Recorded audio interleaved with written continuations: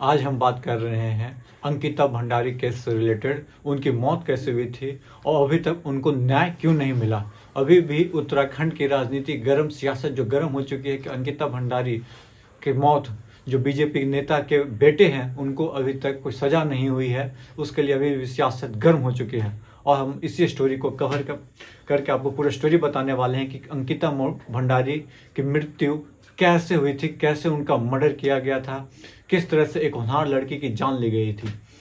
चलिए तो हम शुरू करते हैं। नमस्कार दोस्तों, हम बात कर रहे हैं आज अंकिता भंडारी की। अंकिता भंडारी जो कि उत्तराखंड जो कि देवभूमि जिसको बोला जाता है, वहाँ से बिलोंग करती थी। और उनकी जो है वो जो है एक जगह होटल में काम क्या करते थे, रिसेप्शनिस्ट का। उस होटल का नाम, रिजॉर्ट का नाम वंतरा रिजॉर्ट था, जो कि बीजेपी के एक्स मंत्री जो थे, उनके बेटे पुलकित आर्या का रिजॉर्ट था।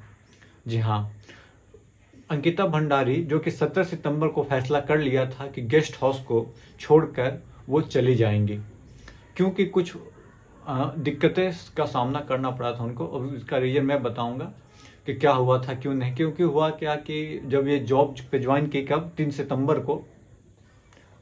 को जब ज्वाइन किया इन्होंने, तो उस समय कोई काम नहीं कर रहा था। उसमें बस 3 ही वर्कर थे, अंकिता, सौरभ और अंकित। ये तीनों वर्कर थे और इनका मालिक पुलकित आर्य। तो ये क्या था कि जो वंतरा जो रिजॉर्ट था, वो हरिद्वार से 8 किलोमीटर दूर जो बना हुआ था, थोड़ा सा सुनसान जगह पे। तो बेसिकली क्या हुआ था कि 3 सितंबर को इन्होंने ज्वाइन कर, ये हाँ, ये अपने दोस्त से ज्वाइन, मतलब कि बोलती है इसके पिताजी का शायद देहांत हो गया था या कुछ हुआ था। तो अंकिता भंडारी जो है अपने दोस्त को बोलती है कि देखना कहीं जॉब वॉब मेरे लिए है तो बताना, क्योंकि ये होटल मैनेजमेंट का कोर्स की थी 1 साल का। तो सोचे कि अपने पैरों पे खड़ा होने के लिए तो इनको एक एडवर्टीजमेंट मिलता है, तो उसमें रिसेप्शनिस्ट का जॉब खाली दिखता है कि भाई 10,000 रहना खाना आपको मिलेगा, आपको रिजॉर्ट में आना होगा, रिजॉर्ट में ही रहना होगा। तो घर से 150 किलोमीटर दूरी पे इनका रिजॉर्ट था। तो अंकिता सोचती है कि जाकर हम वहीं पे काम करेंगे अपना और ज़िंदगी यापन करेंगे। तो ये रिजॉर्ट दरअसल 2018 में बनना शुरू हुआ था और 2018 या 19 में, 18 बनना शुरू हुआ था, 19 या 20 तक ये कंप्लीट हो गया था। तो ये जो है 18 सितंबर को बता रहे हैं कि होटल में फैसला किया कि हम छोड़ देंगे 17 सितंबर को। और उसके पहले क्या हुआ था कि लड़ाई हो गई थी पुलकित और इसके अंकिता के बीच में। जब पुलकित और अंकिता के बीच में लड़ाई हो गई थी, क्योंकि क्या हुआ था कि एक रात क्या हुआ था कि बहुत सारी भीड़ आ गई। तो अंकिता को बोला पुलकित ने कि तुम हमारे बगल वाले कमरे में आकर स्टे करो। उस दिन नशा वशा हुआ, पुलकित ने शराब वराब पी और कुछ उसको, मतलब कि नहीं होता है अब, मतलब कि एक गलत टच करने की कोशिश की। तो अंकिता ने मना कर दिया, या तो फिर उन्होंने क्या बोलते हैं उसको लताड़ दिया, या जो भी बोलिए, गुस्सा गई। तो फिर वो अपने रूम में जाकर सो जाता है। और ठीक 18 सितंबर को क्या हुआ कि 17 सितंबर को उसने फैसला किया कि हमको ये होटल छोड़ देनी है और ये जॉब नहीं करनी है। रीजन क्या था कि देखिए, एक तो सुनसान जगह पे बनाया गया था, टूरिज्म बंद थी कोरोना के समय। तो ये सोच रहे थे कि हम वेश्यावृत्ति में इस लड़की को झोंक दें या किसी को, ऐसे इस तरह के हम रिजॉर्ट का काम को, पार्टी शार्टी खूब हुआ करते थे।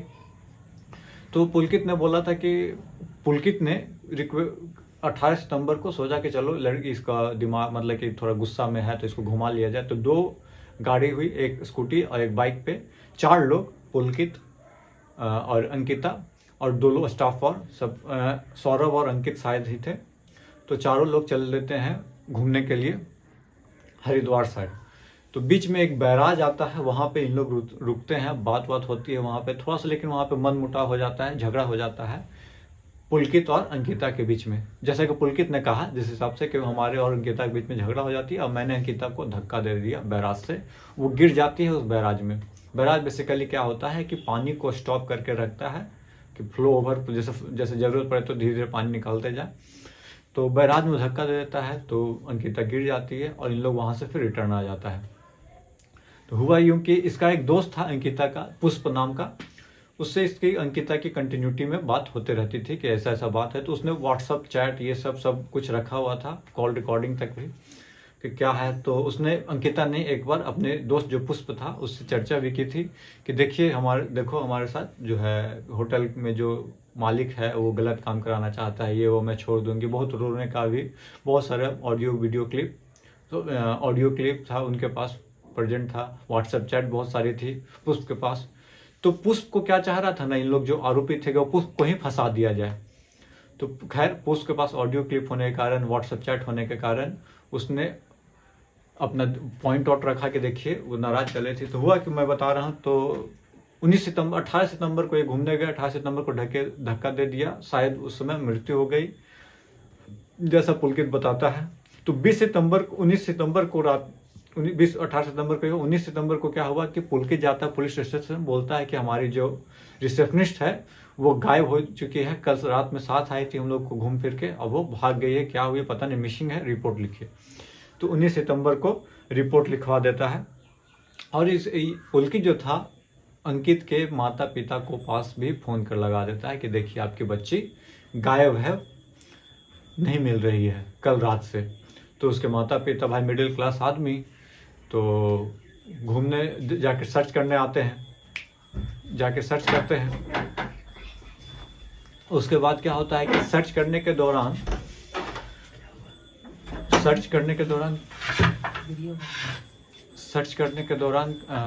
जाते हैं 20 तारीख को पेरेंट, जैसे जहाँ पे झारखंड में उत्तराखंड में रहते थे वहाँ बहुत ही ट्रैफिक जो है बहुत रेगुलर बेसिस पे नहीं था। तो बस आती है, कभी कभी बस जाती, कभी बस आती, इस तरह से हिसाब था। तो 19 तारीख को वो आ नहीं पाते हैं। फिर 20 तारीख के पेरेंट उसके उत्तराखंड आते हैं। जब 20 तारीख को पेरेंट उत्तराखंड आते हैं तो उन्होंने पुलिस के पास गया, बोला कि देखिए रिपोर्ट लिखिए, मेरी बेटी मिसिंग है। तो हुआ क्या कि पुलिस वाले रिपोर्ट लिखने से मना कर देते हैं। जब पुलिस वाले रिपोर्ट लिखने से मना कर देते हैं तो बहुत गुस्सा जाते हैं, उनके पेरेंट्स लोग वहीं पे बैठ जाते हैं। जब पेरेंट्स वहीं बैठ जाते हैं धरना देने लगते हैं कि नहीं, जब तक रिपोर्ट नहीं लिखोगे हम मिलेंगे नहीं। वो इसी के बीच ये पुलकित आर्य के पिताजी आते हैं, उनको बाकायदा अच्छे से खातिरदारी की जाती है, पूरा चाय पानी सब पिलाया जाता है। हुआ यूँ कि उसके बाद जब यहाँ नहीं लिखी जाती है तो इसके पिता जो है अंकिता भंडारी के चले जाते हैं डीएम के पास। जब डीएम के पास जाते हैं अपने रिपोर्ट लिखाने के लिए तो डीएम सुनते हैं पूरी बातों को और इन्होंने कार्रवाई की मांग की जो है एक्सेप्ट कर ली और पुलिस को ऑर्डर देते हैं कि आप इस पे मुकदमा दर्ज कीजिए। तो 22 तारीख को मुकदमा दर्ज होता है। 23 तारीख को पुलकित को अरेस्ट किया जाता है और पुलकित को बहुत ज़्यादा मतलब प्रताड़ित किया जाता है, तब जाके वो अपनी सच को उगलता है, जो मैंने पूरा आपको कहानी बताई। पुलकित बताता है कि बैरेज में उसने धक्का दिया, खुदा न खास्ते। वो देखिए एक चीज़ क्या हुआ था, अंकिता का जो मर्डर जो बॉडी था, जो डेड बॉडी था, वो कहीं जाके फंस जाता है और डेड बॉडी जो बैराज यहाँ से धक्का दिया तो वहाँ से 8 किलोमीटर दूर जाके मिलता है।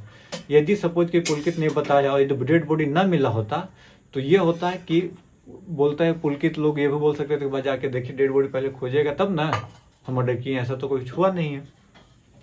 तो खैर डेड बॉडी इनको 24 तारीख को मिलती है और पुलकित आर्या के जो होटल था, जो रिजॉर्ट था, उसको बुलडोजर बाबा जो कहने जाता है तो बुलडोजर के तहत सीएम धामी या उनके जो भी लोग होंगे, उनके जो भी बड़े बड़े अधिकारी होंगे उस समय जो सीएम धामी थे, तो बुलडोजर से लाकर उनको गिरा दिया जाता है रिजॉर्ट को। जब बुलडोजर से गिरा दिया जाता है तो उसमें बहुत सारे लोग आवाज़ उठाने लगते हैं कि भाई इसमें कुछ इंपॉर्टेंट सबूत भी हो सकते थे, तो आपने क्यों ऐसा गिरा दिया। एक चीज़ और घटना में बताना भूल गया कि पुष्प जो पुलकित से बात किया तो बोला कि भाई आप मेरे को बात कराओ अंकिता से। तो अंकिता तो बोला कि अंकिता मेरा फ़ोन ली थी रात को 9 बजे से लेकर सुबह तक। तो पुष्प बोलता है भाई ऐसा फ़ोन तो कोई नहीं देता है, आपने क्यों दे दिया? कि नहीं उसको ज़रूरत था तो दे दिया। आप खुद ही समझ सकते हो कि आज के दिन में फ़ोन किसी को कोई देता नहीं है। और वो बोल रहा था कि मैंने अंकिता को फ़ोन दिया, रात भर फ़ोन उसी के पास था। ये सब बहुत सारी सवालें निकलते आती है और जब सवालों निकलते हैं तो जानते ही हैं हर सवाल के पीछे कुछ ना कुछ, हर झूठ के पीछे कुछ ना कुछ सवाल निकलता आता है। तो झूठ पे झूठ बोलते गया पुलकित, उसी तरह फंसते गया। और इसमें अभी तक फाइनल रिजल्ट नहीं आया है कि पुलकित आर्या को कितने साल की सजा, कितना क्या, कुछ नहीं। तो अभी हाल ही में पूर्व जो सीएम थे, सीएम रावत, हरीश रावत वो धरना दिए हैं और इसकी आवाज़ को फिर से बुलंद किए हैं और कहें कि जल्द से जल्द इस पर फैसला होना चाहिए, नहीं तो अच्छा नहीं होगा। और ये वीडियो, ये कहानी आपको कैसी लगी है, और जस्टिस फॉर अंकिता भंडारी जो चला था मुहिम, उसको जारी रखिए और इसको आगे बढ़े, चाहे वो किसी भी दल का नेता का बेटा हो, खुद नेता ही क्यों ना हो। ये गलत हरकत होगा तो आवाज़ जरूर उठाना पड़ेगा और हम और आप सब मिलकर इस आवाज़ को बुलंद करेंगे। जय हिंद, जय भारत, सत श्री अकाल।